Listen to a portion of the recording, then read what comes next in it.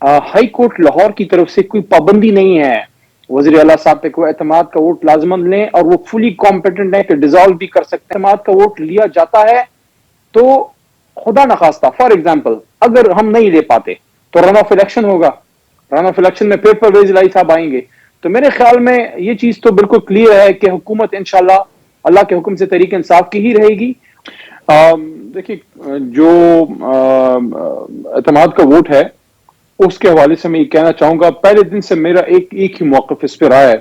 हालांकि मैं Lahore high court की प्रोसीडिंग में खुद तो नहीं बैठा हुआ था, लेकिन जितना आपके मीडिया चैनल से मुख्तलिफ चैनल से रिपोर्ट हुआ, मेरा एक ओपिनियन उस पर कंसिडरेट रहा और आज अभी तक है, और वो ये है कि हाई कोर्ट लाहौर की तरफ से कोई पाबंदी नहीं है वजीर आला साहब पे कोई एतमाद का वोट लाजमन लें, और वो फुली कॉम्पिटेंट है कि डिजॉल्व भी कर सकते हैं। लेकिन चूंकि कमिटमेंट दी है, अंडरटेकिंग दी है, तो उसकी वजह से एक जेंटलमैन एग्रीमेंट है। अदरवाइज कोई भी एग्रीमेंट, कोई भी कमिटमेंट आइन से ऊपर नहीं हो सकती। आइन ने जो आपको हक दिया है वो अपनी जगह मौजूद है।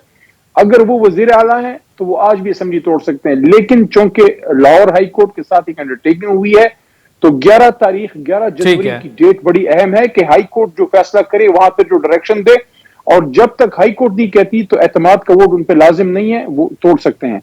लेकिन अब आगे देखना होगा कि अगर एतमाद का वोट लिया जाता है तो खुदा न खास्ता फॉर एग्जाम्पल अगर हम नहीं ले पाते तो रन ऑफ इलेक्शन होगा, रन ऑफ इलेक्शन में फिर परवेज इलाही साहब आएंगे।